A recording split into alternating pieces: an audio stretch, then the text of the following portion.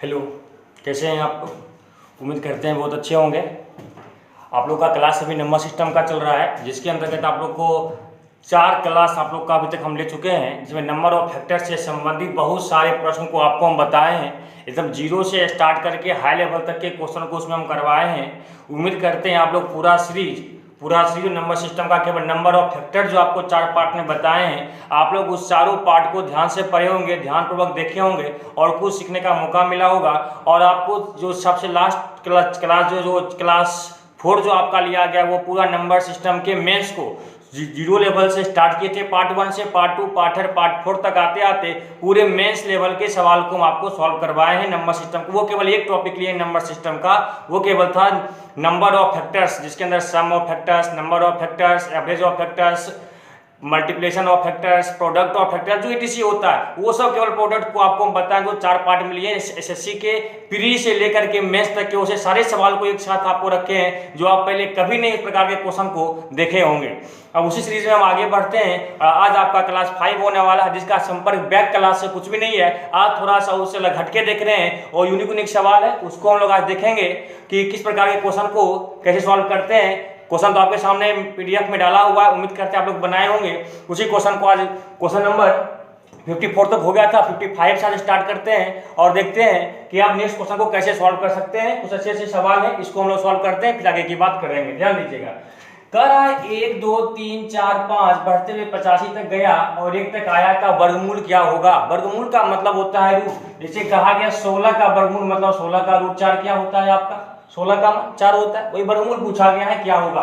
तो अगर हमें कॉन्सेप्ट पता हो तो सेकेंड भी नहीं लगेगा, और अगर नहीं पता हो तो इस सवाल को बनाने में पूरा वक्त लगेगा।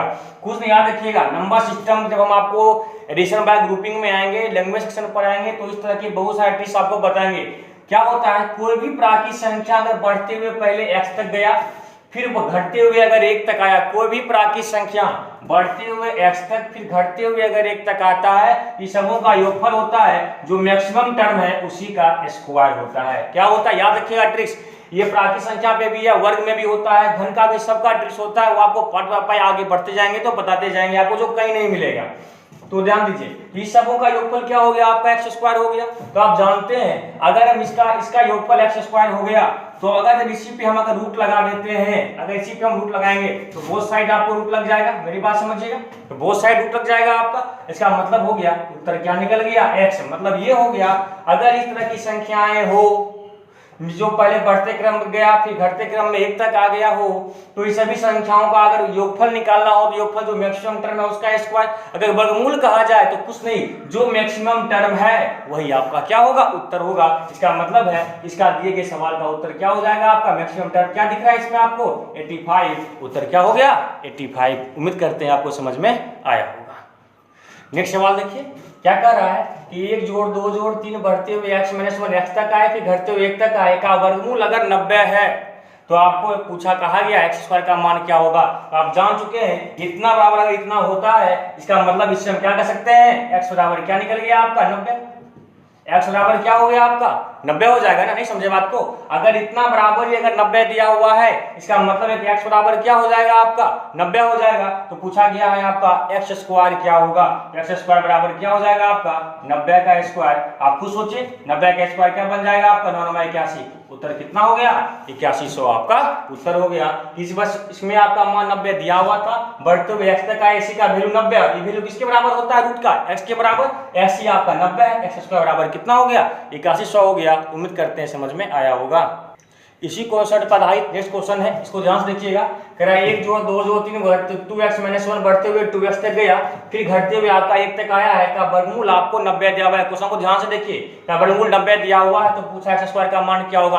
आप खुद बताइए ये 90 क्या होता है, जो मैक्सिमम टर्म है, जो मैक्सिमम टर्म क्या है इसमें 2x। इसका मतलब हो गया 2x बराबर 90 हो गया। इसका मतलब हो गया x बराबर कितना होगा, खुद बताइए 45। इसका मतलब हमें निकालना क्या है x स्क्वायर, तो 45 का स्क्वायर, 45 का स्क्वायर क्या हो जाएगा 25 25 500 का 20। इसका मतलब हो गया x स्क्वायर बराबर कितना हो गया 20 25। ये सब सवाल जो है SSC में प्राय आता रहता है। ऐसा कॉन्सेप्ट अगर पता हो तो आप चंद सेकेंड देख रहे हैं ना, 2 सेकेंड भी नहीं लगेगा, क्वेश्चन को सॉल्व कर देंगे। उम्मीद करते हैं आप लोग को समझ में आ रहा होगा। आगे बढ़ते हैं। तो आप ट्रिक देख लीजिएगा यहाँ पे जो भी आपको किए थे 45 का स्क्वायर कैसे कर दिए तुरंत में। अगर किसी भी संख्या का इकाई अंक 5 हो और उसका स्क्वायर करना हो तो कुछ नहीं कीजिए, सबसे पहले दाईं ओर आंख बंद करके क्या डाल देना है आपको, 5 है 25 डाल दिए, बचा के आपका 4, जो बच्चा उसमें 1 जोड़ के उसी से मल्टीप्लाई कर देना है, बचा 4, 4 में जोड़ेंगे 5 और 5 चौका 20, आपका क्या हो गया, उत्तर हो गया। यही अगर आपको कहेगा 85 का स्क्वायर तो बोलिए क्या होगा, 5 है, सबसे पहले क्या करना है, 5 का स्क्वायर क्या हो गया 25, बचा क्या आपका 8, 8 में 1 जोड़ेंगे कितना होगा 9, 9 8 72। जैसे कहा गया 115 का स्क्वायर, सबसे पहले क्या है 5, 5 का स्क्वायर क्या होगा आपका 25, बचा क्या 11, 11 में जोड़ेंगे 12, 12 गुना 11 2, 2 1 3, कितना हो गया 132 25। तो ये बस समझाना था आपको। अगर किसी भी संख्या का इकाई अगर 5 हो तो उसका वर्ग कैसे निकालते हैं, दाईं ओर 25 रख देंगे, जो बचा रहा उसमें 1 जोड़ करके उसी से मल्टीप्लाई कर देंगे, जो मिला वही आपका क्या होगा, उत्तर होगा। उम्मीद करते हैं समझ में आया होगा। इस सवाल को देखिए कैसे करते हैं। दिया हुआ है √1 121, इसका मान निकालना है, आपको पता होना चाहिए ये 11 का स्क्वायर क्या होता है 121, 111 का स्क्वायर क्या होता है 111 का स्क्वायर क्या होता है, कुछ नहीं करना है, ये सब आप लोग को एक सीरीज लेकर के आएंगे, कैलकुलेशन सीरीज लेकर के आएंगे, जिसके अंतर्गत आप लोग को स्क्वायर का, क्यूब का, गुना का, भाग का सब ट्रिक्स हम अपना मेथड आपको यूनिक मेथड बताएंगे, जो आप लोग पूरे जगह खोल लीजिएगा, कहीं आपको नहीं मिलने वाला है, जिसमें आपको कैलकुलेशन ट्रिक्स के अंदर कई पार्ट में लेके आएंगे, छोटा पार्ट होगा, हर एक पार्ट में लेकर के आएंगे आपको, और हर एक प्रकार के कैलकुलेशन के ट्रिक्स को, स्क्वायर का हो, घन का हो, स्क्वायर रूट हो, क्यूब रूट हो, परफेक्ट रूट हो, नॉन परफेक्ट हो, बहुत सारी बात, गुना भाग, बहुत सारी ट्रिक्स को लेकर के आपके सामने हम आएंगे।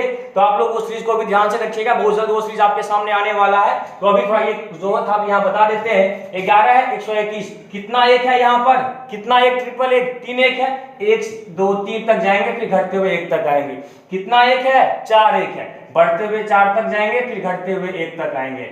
यहाँ देखिए कितना एक है, 1 2 3 4 5, 5 एक है, 1 2 3 4 5, 5 तक बढ़ते हुए गए, फिर घटते हुए 1 तक आ जाएंगे। कहीं 7 है, अगर 7 एक है क्या होगा, आ गया होगा आपको, क्या होगा 1 से लेकर के 7 तक, 1 2 3 4 5 6 7, फिर 6 5 4 3 2 1। उम्मीद करते हैं आपको ये समझ में आया होगा।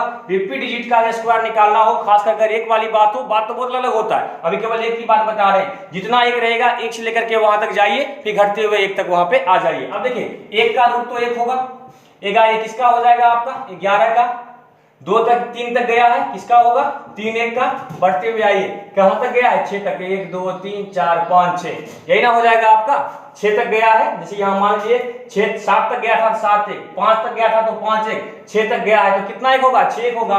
और इसके एडिशन का ट्रिक होता है, 1 कितना बार गया, 1 1 बार, 2 बार, 3 बार, 4 5 6 बार गया है, जोड़ करके 1 2 3 4 5 6 क्या होगा आपका उत्तर हो जाएगा। तो इस तरह के क्वेश्चन को अगर आप एक बार देख चुके हैं, अगले बार जब भी ये सवाल आएगा डायरेक्ट आप देखिएगा, मैक्सिमम जो मैक्सिमम है 4 5 6 आपका क्या होगा उत्तर हो जाएगा, क्योंकि एक बार, 1 2 बार, 1 3 बार, 1 4 बार, 5 बार, 6 बार, जितना बार गया, जितना बार एक का रिपीटेशन आता है, अगर ऐड के फॉर्म में जितना बार गया 1 से लेकर के वहां तक लिख दीजिए, वही आपका क्या होगा उत्तर हो जाएगा। ये सबको जब हम जोड़ेंगे, एक बार 2 बार सबका जोड़ के कितना आएगा 1 2 3 4 5 6। उम्मीद करते हैं आपको समझ में आया होगा। आगे बढ़ते हैं, नेक्स्ट सवाल देखिए, n बराबर 1 2 3 4 5 का स्क्वायर 1 2 3 4 5 और 1 2 3 4 6 है। अगर इसको हम सॉल्व करते हैं, पता चलेगा कि बहुत सारा वक्त लगेगा, फिर वो आपको रूट भी निकालना पड़ेगा उसका।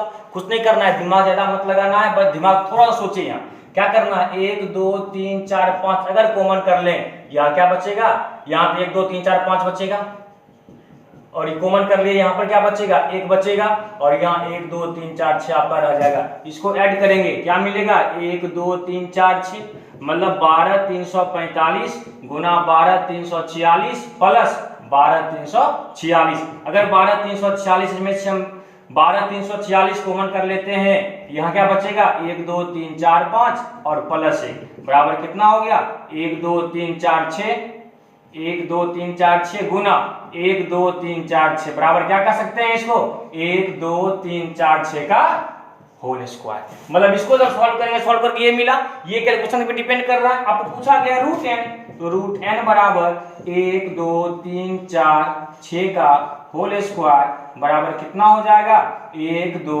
3 4 और 6। यही क्या हो गया आपका उत्तर हो गया। बहुत अच्छा सा प्रश्न था, एग्जाम में आया हुआ प्रश्न है, सीजीएल के एग्जाम में क्वेश्चन आया हुआ है। ये बच्चे पहला बार देखते हैं तो पता नहीं परेशानी में फंस जाते, कुछ नहीं है, बस कॉमन किए 40 आया, फिर कॉमन किए स्क्वायर के टर्म में रूट निकालना था, आपका उत्तर हो गया 1 2 3 4 और 6 आपका उत्तर हो गया। आगे बढ़ते हैं, चलिए नेक्स्ट क्वेश्चन देखते हैं। कह रहा है किस निम्न में किसका वर्गमूल एक परिमेय संख्या है। बहुत यूनिक चीज यहाँ बताएंगे आप लोगों को। अभी जो आप सीखेगा ना, ये सीखने के बाद आप वर्गमूल से संबंधित परफेक्ट स्क्वायर से संबंधित सारे कॉन्सेप्ट को आप यूं ही डायरेक्ट बना जाइएगा। अभी 2-3 बात आपको हम बताने वाले हैं, उस सारी बात को आप समझिएगा। निम्न में किसका वर्गमूल एक परिमेय संख्या है, मतलब जो परिमेय हो, एक प्राकृतिक संख्या के रूप में उसका एग्जैक्ट वैल्यू निकलता हो।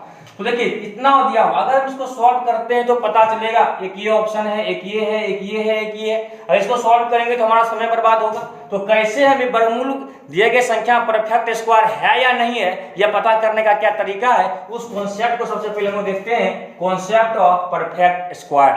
परफेक्ट स्क्वायर का कॉन्सेप्ट क्या है, एक एक बात को, मेरी बात को आप लोग ध्यान से समझिएगा। चलिए सबसे पहला कॉन्सेप्ट समझते हैं। सबसे पहला कॉन्सेप्ट ये है, कोई भी संख्या अगर परफेक्ट स्क्वायर होगा, उसका पहला कंडीशन आप ये देखिए, हो सकता है इसका पहला कंडीशन ये है, उसका या तो अंश में नंबर ऑफ जीरो, अंश में last digit number of zero in even form, चाहे अंश हो या हर हो, अंश या हर, हम दोनों बात बता रहे हैं। हम ये बहुत अच्छी बात आपको बता रहे हैं, ध्यान समझिएगा। कोई भी संख्या परफेक्ट स्क्वायर में तभी होता है जब उस संख्या का अंश या हर क्या होना चाहिए, अंश या हर में जो लास्ट 2 डिजिट होना चाहिए वो किस में होना चाहिए, आपका नंबर ऑफ जीरो क्या हो, सम हो। कहने का मतलब जैसे मेरी बात को आपके सामने 100 है, लास्ट 2 डिजिट क्या है आपका, सम है ना, इसे 10 का स्क्वायर हो सकता है। जैसे आपका 121 पे पावर डबल जीरो, अंतिम 2 डिजिट आपका क्या है, डबल जीरो है, इसका मतलब है ये आपका परफेक्ट स्क्वायर हो सकता है। इसका ये किसका स्क्वायर हो जाएगा, 110 का स्क्वायर। अगर यहीं पे 121 और एक ही जीरो है, क्या ये परफेक्ट स्क्वायर होगा, एकदम से नहीं होगा, कभी परफेक्ट स्क्वायर ये आपका नहीं बनेगा, क्योंकि यहाँ तो एक ही जीरो है। जैसे यहीं पे कहीं आपको दिया हुआ है 132, छोटे हटा देते हैं, जैसे आपको दिया हुआ है 225 पे डबल जीरो है, डबल जीरो सम संख्या में है, थोड़ा और बढ़ा दें 2 जीरो और कर देते हैं, 4 जीरो है, सम संख्या में है, ये आपका परफेक्ट स्क्वायर होगा। लेकिन यही अगर 225 पे अगर 3 जीरो है, ये क्या होगा, आपका ऑड हो गया, नंबर ऑफ जीरो ऑड हो गया, ये परफेक्ट स्क्वायर नहीं होगा। जैसे यहीं पे अगर आपको दिया हुआ है जैसे 125 बटा 10, 225 कर देते हैं, 225 बटा 10, नोमिनेटर में जीरो क्या है आपका, ऑड में है, ये परफेक्ट स्क्वायर नहीं होगा। लेकिन यहीं पे अगर 225 बटा अगर 100 रहे, ये परफेक्ट स्क्वायर हो सकता है, क्यों, क्योंकि नंबर ऑफ जीरो क्या है आपका, नंबर ऑफ जीरो आपका किसमें है, सम में है, ये परफेक्ट स्क्वायर हो सकता है। तो पहला कॉन्सेप्ट हम ये समझे कि कोई भी संख्या परफेक्ट स्क्वायर तभी हो सकता है जब उसके या तो अंश वाले संख्या में डबल जीरो हो या हर वाले में डबल जीरो हो। डबल जीरो का मतलब वो सम संख्या के फॉर्म में हो, नंबर ऑफ जीरो जो नोमिनेटर और डिनोमिनेटर का नंबर ऑफ जीरो जो होना चाहिए वो इवन नंबर में होना चाहिए। पहला कॉन्सेप्ट ये है, इसका मतलब हो गया। जैसे इसको हम क्या कर सकते हैं, डबल जीरो को, इसको थोड़ा और सोचेंगे, इसको हम क्या कहेंगे 2.25, मतलब 2 अंक छोड़ करके या 4 अंक छोड़ करके या फिर आपको 6 अंक छोड़ के सम संख्या का अगर हो तभी वो परफेक्ट स्क्वायर हो सकता है। उम्मीद करते हैं पहला बात समझ में आया होगा। सेकेंड कॉन्सेप्ट देखिए, सेकेंड कॉन्सेप्ट भी बहुत इंपॉर्टेंट है। कोई भी संख्या परफेक्ट स्क्वायर तभी होता है जब उसका लास्ट 2 डिजिट, जब उसका लास्ट 2 डिजिट जो होना चाहिए 1 से 24 तक के स्क्वायर का 2 डिजिट होना चाहिए। मेरी बात समझिए, क्या हम बता रहे हैं अभी आप लोग को, बहुत यूनिक बात बता रहे हैं। कोई भी संख्या परफेक्ट स्क्वायर तभी होता है जब उसका लास्ट 2 डिजिट जो होना चाहिए वो 1 से लेकर के 24 तक के स्क्वायर का क्या होना चाहिए, 1 से 24 तक के स्क्वायर के अंतिम 2 डिजिट के बराबर होना चाहिए। जैसे मान लेते हैं, जैसे मान लीजिए आपके सामने है 31 का स्क्वायर। 31 का स्क्वायर क्या होता है आपका 961। 31 का स्क्वायर, तो 61 को देख करके कुछ ध्यान आ रहा है, 61 किसके स्क्वायर के लास्ट में होता है, 19 के स्क्वायर, तो 19 का स्क्वायर होता है आपका 361। इसका मतलब ये परफेक्ट स्क्वायर है। जैसे कहीं आपको मान लेते हैं दिया हुआ है, मान 4 दिया 12 25 दिया हुआ है, मेरी बात ध्यान समझिएगा। अब आपको क्या अंतिम 2 अंक क्या मिला आपको 25 है, किसका स्क्वायर आप जानते हैं, ये आपका स्क्वायर होता है 35 का स्क्वायर। ये लास्ट डिजिट क्या आपका 25 है, ये किसका स्क्वायर होता है, 5 का स्क्वायर 25 होता है। जैसे आपके सामने कोई और संख्या बाय द वे मान लेते हैं दिया हुआ है, कोई भी संख्या ले लीजिए, जैसे आपको दिया हुआ है 9801, कोई संख्या, ये किसका स्क्वायर होता है, 33 का स्क्वायर होता है। अंतिम दो अंक क्या आपका निकला इसमें, लास्ट डिजिट 01, ये किसका स्क्वायर होता है, 1 का स्क्वायर होता है। होता है कि नहीं, 1 का स्क्वायर होता है। तो कोई भी संख्या पूर्ण वर्ग तभी होता है जब उसका लास्ट 2 डिजिट जो होना चाहिए वो 1 से 24 तक के पूर्ण वर्ग के क्या हो, 1 से 24 तक के पूर्ण वर्ग का लास्ट 2 डिजिट होना चाहिए। अगर वो हो रहा है तभी वो आपका क्या हो सकता है, पूर्ण वर्ग हो सकता है। अगर वो नहीं हो रहा है वो कभी भी पूर्ण वर्ग नहीं होगा। उम्मीद करते हैं आपको कॉन्सेप्ट समझ में आया होगा कि कोई भी संख्या पूर्ण वर्ग तभी होता है जब उसका अंतिम 2 अंक जो होना चाहिए वो 1 से 24 तक के स्क्वायर का अंतिम 2 अंक होना चाहिए। उम्मीद करते हैं ये भी समझ में आया होगा। देखिए कॉन्सेप्ट 3, डिजिट सम जो होना चाहिए, डिजिट सम वो 1, 4, 7 और 9, 2 कंडीशन भी फुलफिल हुआ, तीसरा भी होता है। कोई भी संख्या पूर्ण वर्ग अगर हो रहा है तो उसका डिजिट सम जो होगा वो हर हाल में 1, 4, 7, 9 होगा। क्या होगा, कोई भी संख्या पूर्ण वर्ग तभी होगा जब उसका अंतिम 2 अंक जो होगा वो उस संख्या का डिजिट सम जो होगा, डिजिट सम जो होगा वो क्या होगा, 1, 4, 7, 9। ये देखिएगा हम बता रहे हैं आपको, कोई पूर्ण वर्ग हम लेते हैं एग्जांपल के तौर पे। देखिए जैसे कोई पूर्ण वर्ग 25 लिए, किसका स्क्वायर होता है, 5 का स्क्वायर। देखिए 5 का स्क्वायर 25, डिजिट सम देखिए कितना आया, 5, 2, 7। इसका मतलब ये क्या है, पूर्ण वर्ग है। जैसे कहीं भी ले लीजिए आप, 961 अभी आप पढ़े थे, 31 का स्क्वायर, 31 का स्क्वायर क्या होता है, 961। इसका 961 9, 6, 15। डिजिट सम में क्या होता है, ये कॉन्सेप्ट आपको देंगे क्लास 1 डिजिट सम का। 9 को आप छोड़ सकते हैं क्योंकि 9 से भाग करेंगे कट जाता है, और 9 हो गया, 6, 1, 7, 9 को हटा दीजिए, 6, 1, 7, क्या डिजिट सब 7 आया आपका। जैसे कोई भी संख्या मान लेते हैं, ले लिए आप 12, 25, ये हम जानते हैं किसका स्क्वायर होता है, 35 का स्क्वायर होता है। किसका स्क्वायर होता है, नहीं दिख रहा है यहाँ, ये किसका स्क्वायर होता है, 35 का स्क्वायर होता है। 35 का स्क्वायर होता है 12, 25।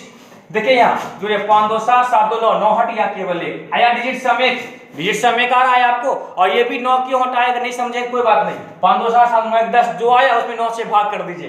5, 2, 7, 7, 2, 9, 9, 1, 10, 10 में 9 से भाग कर देंगे। 10 में अगर आप 9 से भाग करते हैं रिमाइंडर क्या देगा आपको, 1 का दिया, यही आपका क्या होगा, डिजिट सम होगा। लेकिन अगर 9 मिले, 9 को हटाते जाइए, कैलकुलेशन आपका आसान हो जाता है। तो क्या समझे हम, कोई भी संख्या पूर्ण वर्ग तभी होता है, पूर्ण वर्ग अगर होता है तो उसका डिजिट सम जो होना चाहिए, किसी भी पूर्ण वर्ग संख्या का डिजिट सम जो होता है वो होता है 1, 4, 7, 9 ही होता है। अगर 1, 4, 7, 9 है तो वो संख्या डिजिट सम, तो वो संख्या परफेक्ट स्क्वायर हो सकता है। ये भी बात समझ में आया आपको। उम्मीद करते हैं कोई भी अगर आपको 4 ऑप्शन दे, इनमें कौन पूर्ण वर्ग संख्या है, सबका डिजिट सम देखिए, जिसका 1, 4, 7, 9 में अगर कोई एक मिल रहा है वही आपका क्या होगा, उत्तर हो जाए। ये 2 क्वेश्चन करवाएंगे अभी आपको इस पे, उम्मीद करते हैं ये भी समझ में आया होगा। और चौथा कॉन्सेप्ट, ये तो बहुत इंपॉर्टेंट है, बहुत ही इंपॉर्टेंट है। अगर डिजिट इज डिवाइडेड बाय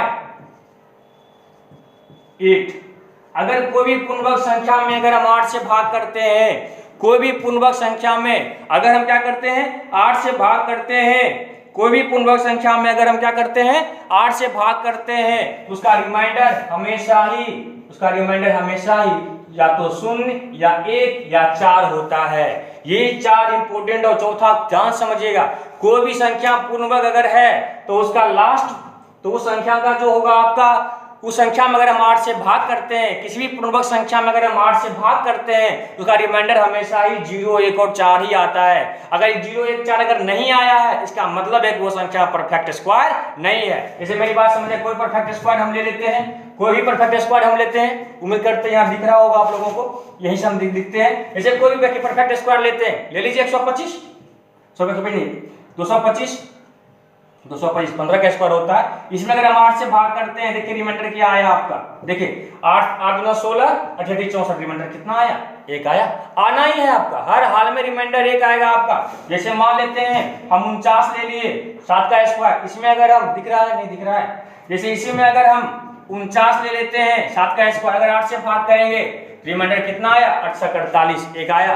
हर हाल में आना है, इसलिए आप लोग याद रखिएगा इस बात को। तो कोई भी संख्या, जैसे आप 100 ले लेते हैं, 100 किसका स्क्वायर होता है, 10 का। इसमें अगर हम 8 से भाग करेंगे तो रिमाइंडर कितने का होता है, 8 का 8, 8 गुना 16, रिमाइंडर कितने का आया, 4 आया कि नहीं आया। तो याद रखिएगा आप इस बात को, कोई भी संख्या परफेक्ट स्क्वायर होने का 4 कंडीशन। पहला है कि उसका अंश का या हर का जो संख्या हो, हर हाल में उसका लास्ट डिजिट जो होना, अगर 0 दिया हुआ है वो 0 हर हाल में इवन नंबर में होना चाहिए। अगर इवन नंबर में नहीं है तो हटाइए, वो कहीं परफेक्ट स्क्वायर नहीं होगा। दूसरा है अंतिम 2 अंक परफेक्ट, किसी भी संख्या का परफेक्ट स्क्वायर का अंतिम 2 अंक जो होगा, अगर वो 1 से 24 तक का स्क्वायर है तो वो संख्या परफेक्ट स्क्वायर हो सकता है। अगर नहीं है, जैसे कहीं हमको मिल गया डायरेक्ट 571, क्या परफेक्ट स्क्वायर होगा? नहीं होगा। क्यों नहीं होगा? क्योंकि 71 आपका किसी का भी लास्ट में नहीं आता है। तीसरा कॉन्सेप्ट हो सकता है दो फॉलो करके फिर भी ऑप्शन में कहीं दो ऑप्शन ऐसा फॉलो कर रहा है। तीसरा डिजिट सम देख लीजिए तुरंत में, जिसका डिजिट सम 1 4 7 9 होगा वो आपका होगा। 1 4 7 9 अगर आ रहा है इसका मतलब वो क्या होगा? परफेक्ट स्क्वायर होगा। अगर यहाँ भी फॉलो हुआ तो चौथा लास्ट भी उस संख्या में 8 से भाग देके देखिए, रिमाइंडर आपका 0 1 4 आया, जिसमें 1 0 1 4 आएगा वो आपका क्या होगा?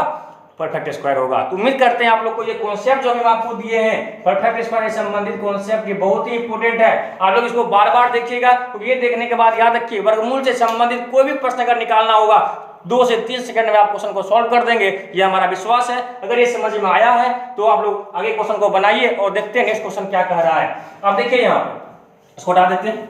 अब देखिए यहाँ पे किसका कौन एक पूर्ण वर्ग संख्या है, क्वेश्चन नंबर जितना भी हो 58 था, कौन एक परिमेय संख्या बताइए, इसका वर्गमूल 14 किसी के स्क्वायर के लास्ट में होता है? 124 तक के स्क्वायर में नहीं होता है, खत्म।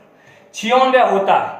क्यों होता है 96? 14 का स्क्वायर 196 होता है ना, 96 2 अंक मिला और 14 का स्क्वायर 196 होता है। ये हो सकता है, लेकिन हम आगे देखते हैं 82 किसी का नहीं होता है। अंत में क्या है? 1 अंक के बाद है बटा 10 न हो जाएगा, इसका अगर बटा करेंगे 10 होगा, क्या बोले हमेशा ही नीचे वाला अंक में 0 इवन होना चाहिए, ये भी नहीं होगा। इसका मतलब है ऑप्शन केवल हमारा क्या हो गया? B number. ये सब सीखने के बाद, ध्यान रखने के बाद ये सब सवाल एग्जाम में आएंगे तो चंद सेकंड में काम आपका खत्म हो जाएगा। उम्मीद करते हैं आपको कॉन्सेप्ट जो भी दिए हैं समझ में आया होगा। अगर ये समझ में आया है नेक्स्ट क्वेश्चन को बनाइए। देखिए नेक्स्ट सवाल आपके सामने, निम्न किसका वर्गमूल एक परिमेय संख्या है। देखिए यहाँ पे 4 ऑप्शन दिया हुआ है, चारों का प्रयोग कीजिए जो आपको तरीका बताए हैं पहले। देखिए लास्ट में 1 अंक के बाद है, ये होगा क्या? एकदम से नहीं होगा, दिमाग नहीं लगाना है। 1 अंक के बाद ये होगा क्या? एकदम नहीं होगा। 2 अंक के बाद है, हो सकता है, यहाँ भी 2 अंक के बाद है, हो सकता है, लेकिन अंतिम में क्या है आपका 88। क्या 88 1 से 24 तक के किसी भी स्क्वायर का लास्ट 2 डिजिट होता है क्या? नहीं ना होता है। 1 से 24 तक किसी भी स्क्वायर में कभी आपको 88 मिलने वाला नहीं है, तो ये आपका नहीं होगा। एक ऑप्शन पर ये होना ही है क्योंकि 2 अंक के बाद भी है और 6 का स्क्वायर 36 होता है। 6 का स्क्वायर 36 मिलता है कि नहीं मिलता है, इसलिए आपका ये आपका उत्तर हो गया, क्योंकि किसके स्क्वायर का लास्ट में आता है? 6 का अंतिम 2 अंक मिलता है। ऑप्शन नंबर क्या हो गया आपका? डी नंबर ऑप्शन इसका उत्तर हो गया। उम्मीद करते हैं आपको ये सवाल, ये कॉन्सेप्ट समझ में आया हो। अगर आप चाहते हैं कि नहीं सर हम इसको भाई डिजिट सम का प्रयोग करते हैं, करके देखिए 6 3 9 काम खत्म, 5 5 10 10 3 13 13 5 13 5 कितना हो गया? 13 13 5 18, 13 5 कितना हो जाएगा यहाँ पे? 18 18 8 1 9, 18 8 1 9, डिजिट सम आपका 9 हो गया। अगर डिवाइजर्स की बात करते हैं 8 से भाग दे के दीजिए, 8 से भाग दीजिए 8 से 48, 8 से 56 7 बच गया, और फिर देखिए 8 मा 72 1 बच गया, 8 8 मा 72 1 8 9 16, रिमाइंडर कितना आया? 0 का रिमाइंडर आया कि नहीं आया? 0 का रिमाइंडर। इसीलिए याद रखिए ये चारों कॉन्सेप्ट को आप याद रखिएगा। कोई भी संख्या का परफेक्ट स्क्वायर अगर आपको निकालना हो आप पल भर में उसको निकाल दीजिएगा। आगे बढ़ते हैं। आप लोग रेट वर्क दिए हुए हैं, जिनमें किसका वर्गमूल एक परिमेय संख्या है। 4 ऑप्शन आपके सामने दिया हुआ है, आप इसको क्वेश्चन को सॉल्व कीजिए और सॉल्व करके कमेंट बॉक्स में उत्तर दीजिए किसका उत्तर क्या होगा। अगर आप उत्तर दे पाए तो समझेंगे हमारा मेहनत सफल हुआ और आप लोग को ये बात समझ में आ रहा होगा। इसका उत्तर आप लोग हमें जरूर दीजिएगा कमेंट बॉक्स में, ताकि हमें लगे कि आप लोग कुछ सीख पा रहे हो और कुछ समझ पा रहे हैं। बस ये भी क्वेश्चन एसएससी सीपीओ का है, एसएससी सीपीओ में आया हुआ सवाल है। उम्मीद करते हैं आप लोग उत्तर जरूर दीजिएगा, बस कॉन्सेप्ट को ध्यान रखना है और इसका उत्तर दीजिएगा। आगे बढ़ते हैं। देखिए नेक्स्ट क्वेश्चन आपके सामने रखा हुआ है, इफ ए बराबर, यदि कह रहा है इफ ए बराबर 0.abc डॉट अनंत तक गया हो तो ए को किस संख्या से गुना किया जाए कि प्राप्त संख्या क्या हो? एक प्राप्त संख्या एक पूर्णांक मान प्राप्त हो। किससे गुना करेंगे इसमें? तो ये क्या है आपको सबसे पहले आप जानते हैं रेकरिंग से संबंधित प्रश्न है, रेकरिंग से संबंधित प्रश्न है आपका ये। तो कॉन्सेप्ट यहाँ समझा देते हैं, फिर आपका एक क्लास भी इस पे देंगे आप लोग को। रेकरिंग एंड बार का जोड़ घटाव गुणा भाग सब बताएंगे, लेकिन यहाँ हल्का बात समझिए। जैसे कहीं दिया हुआ है 5.67 डॉट डॉट, इसको हम क्या कर सकते हैं कि जो संख्या बार बार रिपीट हो रहा हो उस पे क्या करना है आपको? रेकरिंग का चिन्ह डाल देते हैं। बार बार ना लिख के चिन्ह को डाल, इसको कहते हैं रेकरिंग। जैसे कहीं दिया हुआ है 7.68 7.68 डॉट डॉट डॉट, इसको हम क्या कहेंगे खुद से बताइए, 7.68 बार बार रिपीट है, 68 पे क्या होगा, रेकरिंग होगा।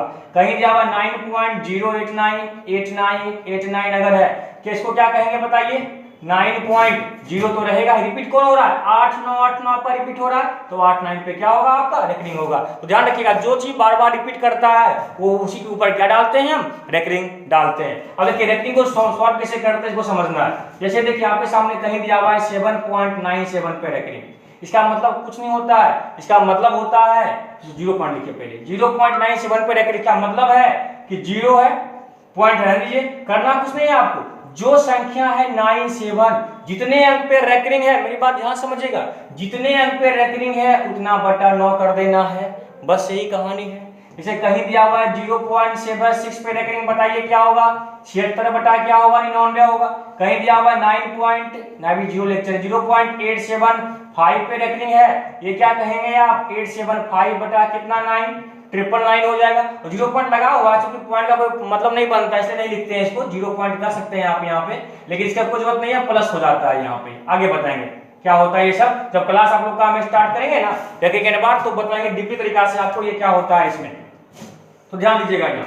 अगर देखिए, अगर इस चीज को हम समझ गए, जितने अंक पे रेकरिंग है उतना बटा 9 करना होता है, अगर ये ध्यान में है आपको, तो क्वेश्चन को कैसे सॉल्व करते हैं समझिएगा। इसको कहा हुआ है a बराबर 0.abc डॉट डॉट, इसको हम क्या कर सकते हैं बताइए, अभी तुरंत abc बार बार रिपीट कर रहा है, abc बटा 900, इसको हम कह सकते हैं a बराबर abc बटा 999। आप खुद बताइएगा 1/7 में कितना से मल्टीप्लाई कर देंगे पूर्णांक संख्या प्राप्त हो, जो नीचे वाला संख्या उसी से मल्टीप्लाई कर देंगे।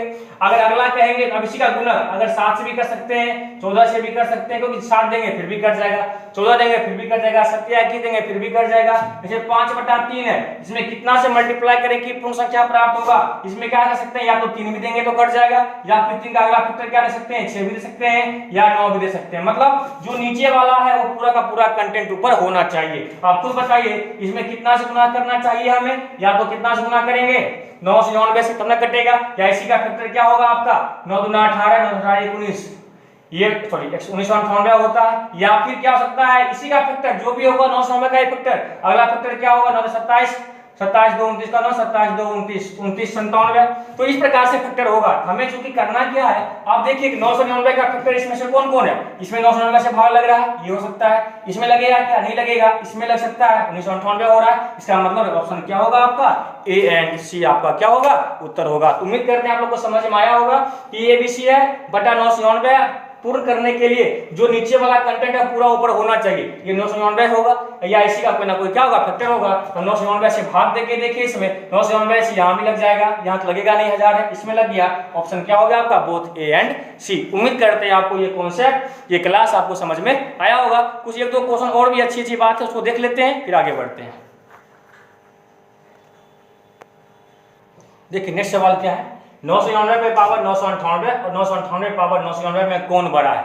ये सवाल जो आ जाता है पढ़ाई कोई दम नहीं, इसका तो आप उत्तर दे देंगे, कोई बड़ी बात नहीं, सेकंड में उत्तर देंगे, लेकिन थोड़ा कॉन्सेप्ट आपको पता होना चाहिए। देखिए अगर 1 का स्क्वायर है, जो यहाँ आधार है वो यहाँ पावर, जो यहाँ पावर है वो क्या हो गया, 1 पे पावर 2 और यहाँ सॉरी मिस्टेक है, यहाँ 2 पर पावर 1। अगर ऐसा करते हैं 2 पे पावर 3, जो यहाँ पावर आधार, यहाँ पावर अगर हो रहा है 1 पे पावर 1 का मान 1 और ये 2, 1 से बड़ा 2 हो गया, 2 पे पावर 3 क्या हो गया, 3 का स्क्वायर क्या हो गया, 9 हो गया। अब देखिए ये क्या होगा, 3 पे पावर, नीचे नहीं दिख रहा है, नीचे नहीं दिख रहा है, कोई बात नहीं, चलिए हम यहाँ साइड में कर देते हैं। इसके बाद 3 पे पावर 4 कर देते हैं, 4 पे पावर 3 कर देते हैं। 3 पे पावर 4 का मान क्या होता है 81 और 4 पावर 3 क्या होता है 64। यहाँ देखिए 4 पे पावर 5 और 5 पे पावर 4, 4 पे पावर 5 क्या होता है आपका 400 का 16, ये हो जाएगा आपका 400 का 16 का 64, 64 चौका 256 और 256 चौका जो भी हो करके निकाल लीजिएगा आप यहाँ पे, 256 चौका 256 चौका, और 5 से पावर 4 कितना होता है शायद 625 होता है, 125 बचे 125 625 होता है। आप खुद बताइए यहाँ ये 4 गुना 8 800 समथिंग होगा, 624 का 4 बच गया 2, 24 का 4 नहीं दिख रहा है, 624 का 4 बच गया 2, 5 का 20 2 22, 22 का 2 बच गया 2, 4 गुना 8 2 10, या कह सकते हैं 2 पे पावर 2 और 2 पावर 10, 2 पावर 10 क्या होता है 1024 होता है। अब ध्यान दीजिए कुछ बता रहे हैं कि अगर आधार 1 पे पावर 2 था, 2 पे चेंज हो रहा है तो केवल क्या देखिए 1 और 2 में ही आधार बड़ा रहने पर मान बड़ा होगा, आधार छोटा रहने पे मान छोटा होगा। केवल इस दोनों को छोड़ करके और कोई भी डिजिट अगर आपका दुनिया में लिया जाए, जिसका आधार छोटा है वो बड़ा होगा, जिसका आधार छोटा है वो बड़ा होगा, और जिसका आधार बड़ा है वो क्या होगा, छोटा होगा। ये ट्रिक क्या समझ में आया? 1 पे पावर 2, 2 पे पावर 1 और 2 पे पावर 3 और 3 पे पावर 2 को अगर छोड़ दिया जाए तो जितना भी सीरीज आता है, अगर सेम आधार पावर, आधार और बेस अगर आपस में एक्सचेंज हो जाता है तो छोटा आधार वाला बड़ा होता है और बड़ा आधार वाला क्या होता है, छोटा होता है। अगर एक्सचेंज हो रहा हो तो आप खुद बताइए, नॉन नॉन बेस दोनों में क्या होगा, ये आपका क्या हो जाएगा, छोटा हो जाएगा और ये आपका क्या हो जाएगा, बड़ा हो जाएगा। जिसका आधार छोटा होगा वो बड़ा होगा, जिसका आधार बड़ा होगा वो क्या होगा, छोटा होगा। अगर आपस में क्या हो रहा हो, एक्सचेंज हो रहा हो। तो केवल कहां कर्सर काम नहीं करता है, 1 और 2, 2 और 3 की जगह ये काम नहीं करेगा। इसके साथ कहीं भी अगर आप देख रहे हो, अगर आधार और बेस आपस में एक्सचेंज हो रहा हो तो छोटा आधार वाला बड़ा होगा और बड़ा आधार वाला क्या होगा, छोटा होगा। उम्मीद करते हैं आपको समझ में आ गया होगा। तो नेक्स्ट क्वेश्चन को बनाइए। देखिए नेक्स्ट सवाल क्या, 100 पे पावर 101 और 101 पे पावर 100 में कौन बड़ा है। अभी क्या बताएं, अगर आधार और बेस आधार और पावर आपस में एक्सचेंज हो रहा हो तो छोटा आधार वाला बड़ा होता है, बड़ा आधार वाला छोटा होता है। ये क्या होगा, ये आपका बड़ा हो जाएगा 100 पावर 101 और ये आपका 101 पे पावर 100 ये आपका क्या हो जाएगा, तो छोटा हो जाएगा। मतलब दोनों में कहा जाए तो 100 पे पावर 101 में ये क्या होगा, इससे क्या होगा आपका ये बड़ा होगा। ये सवाल देखिए कुछ बच्चे फंस जाते हैं, कोई बड़ी बात नहीं, सब सवाल में इंपोर्टेंट सवाल था। इस तरीके से आप लोग का ये जो पीडीएफ आपको दिया गया था ये आपका खत्म हो गया है। अब आपका नंबर सिस्टम से जो फैक्टर था वो तो अलग हट के क्वेश्चन था ये, क्योंकि हम यहाँ मिसलेनियस के रूप में इसको हम डाल दिए आप लोगों को। अब जो आपका नेक्स्ट क्लास 5 होगा नंबर सिस्टम का, वो आएंगे लेकर के यूनिट डिजिट पढ़ाने के बाद होगा फिर रिमाइंडर थ्योरम के बाद पढ़ाएंगे लास्ट 2 डिजिट। क्यों पढ़ाएंगे लास्ट 2 डिजिट, क्योंकि लास्ट 2 डिजिट में कुछ कॉन्सेप्ट का यूज होता है रिमाइंडर थ्योरम का। अगर रिमाइंडर थ्योरम नहीं पढ़े होंगे और लास्ट 2 डिजिट अगर एक ही बार पढ़ेंगे तो क्या होगा, थोड़ा परेशानी पैदा होगा। जब पहले यूनिट डिजिट पढ़ लेंगे, इकाई अंक को जो आप लोग कभी नहीं सोचे होंगे वो सारा इकाई अंक, पावर पे पावर सबको हम बताएंगे आप लोग के सामने। यूनिट डिजिट को लेके चलेंगे, उसके बाद फिर खत्म करने के बाद रिमाइंडर थ्योरम पढ़ाएंगे, उसके बाद फिर लास्ट 2 डिजिट भी आएंगे, क्योंकि लास्ट 2 डिजिट में क्या होता है, थोड़ा रिमाइंडर थ्योरम का प्रयोग होता है। इसलिए आप लोग सारी वीडियो को ध्यान से पढ़िए, ध्यान से देखिएगा। आपका ये क्लास हम लेते रहेंगे रिमाइंडर थ्योरम, इसके बाद होगा यूनिट डिजिट, उसके बाद रिमाइंडर थ्योरम होगा आप लोगों का, लेते रहेंगे आप लोगों का। बस आप लोग थोड़ा वीडियो को देखते रहिए, लाइक शेयर कमेंट थोड़ा शेयर करते रहिए वीडियो को। और अगला क्लास जो होगा आपका वो होगा यूनिट डिजिट। फिर मिलते हैं हम लोग यूनिट डिजिट के नए कॉन्सेप्ट, सुंदर मेथड, सुंदर कॉन्सेप्ट के साथ। तब तक आप लोग दिए गए सारी क्लास को सही से पढ़िए और वीडियो को मैक्सिमम से मैक्सिमम शेयर कीजिए। फिर मिलते हैं हम लोग यूनिट डिजिट के नेक्स्ट क्लास के साथ। तब तक आप लोग इस वीडियो को देखते रहिएगा, फिर मिलते हैं।